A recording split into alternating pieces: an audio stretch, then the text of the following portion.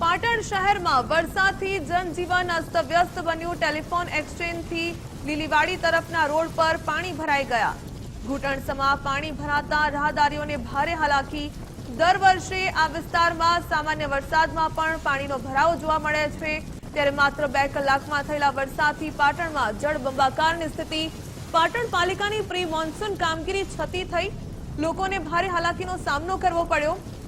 Pre monsoon કામગીરી સામે અનેક સવાલો ઉભા થયા। પાણી ભરાઈ રહેવાને કારણે અનેક વાહનો ખોટકાયા હોવાની ઘટના પણ સામે આવી।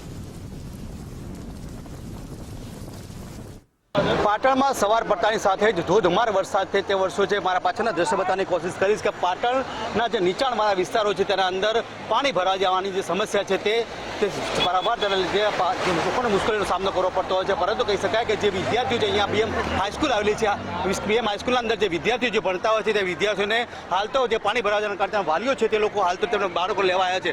કાકા, તમે બાળકોને લેવા આવ્યા છો, પાણી ભરાઈ ગયું, કેવી સમસ્યા છે? ભાઈ, સમસ્યા તો બહુ જ છે। આ દર સાલ દર ચોમાસામાં આ તંત્રની આ દરરોજ દર વખત મગજમારી હોય છે। તંત્રની જવાબદારી છે। દર વર્ષે દર સાલ વર્ષોથી આ પાણી અહીંયા ભરાય છે। બહુ તકલીફ। આ તમે જોયું નહીં આ કઈ રીતે બાળકોને લાયા, બધા દફતર ચાપડો બાપડો બધું પલટી રહ્યું। કેટલો વરસાદ પડે તરત પાણી ભરી જતું હોય છે? આ તો 2 ઇંચ પડે તો અહીંયા ભરાઈ જાય પાણી તો કાયમ માટે જ અહીંયા તકલીફ હોય ગુંગળી। ચોક્કસથી જે વાલીઓ છે, જે બાળકોને જે સ્કૂલથી લેવા આવ્યા છે, કહી શકાય કે જે બાળકો તમે દેખી શકો દ્રશ્યના અંદર કે જે બાળકો જે છે જે સ્કૂલથી જે પોતાના ઘર તરફ જઈ રહ્યા છે, પરંતુ પાણીનો પ્રવાહ એટલો ધસમસતો થઈ ગયો છે જેના કારણે જે બાળકો છે તેમને હાલ તો તેમના ઘરે પર જવા માટે હાલ તો મુશ્કેલી પડી રહી છે।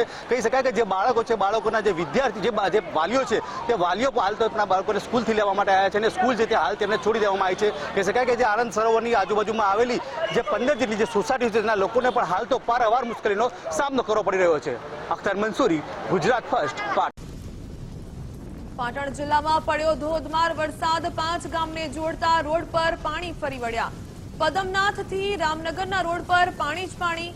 પ્રી મોન્સૂનની કામગીરી સામે ઉઠ્યા અનેક સવાલ। 1.5 ઇંચ વરસાદમાં પાણી થઈ ગયું। કલાકો સુધી વાહન ચાલકોને હાલાકી ભોગવવાનો વારો આવ્યો।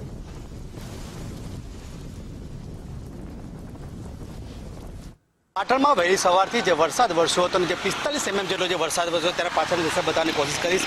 વરસાદને વિરામ લીધા બાદના આ દ્રશ્યો છે। કહી શકાય કે જે રામનગરથી પદ્મ ચોકડી સુધીના જવાનો આ માર્ગ છે, પરંતુ કહી શકાય કે જે વાહન લઈને જે પસાર થતા જે વાહન જે માર્ગો છે તે લોકોને હાલ તો પારાવાર મુશ્કેલીનો સામનો કરવો પડી રહ્યો છે।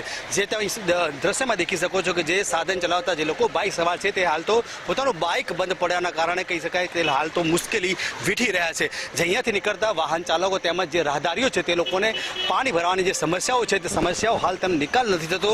નગરપાલિકાની જે પ્રી મોન્સૂનની જે કામગીરી છે તે હાલ તો છતી થતી દેખાઈ રહી છે। કહી શકાય કે જે અહીંના આજુબાજુની જે સોસાયટીના જે રહીશો છે તે લોકો હાલ તો જે પાણીના કારણે નીકળી પણ શકતા નથી। અખ્તર મંસૂરી, ગુજરાત ફર્સ્ટ।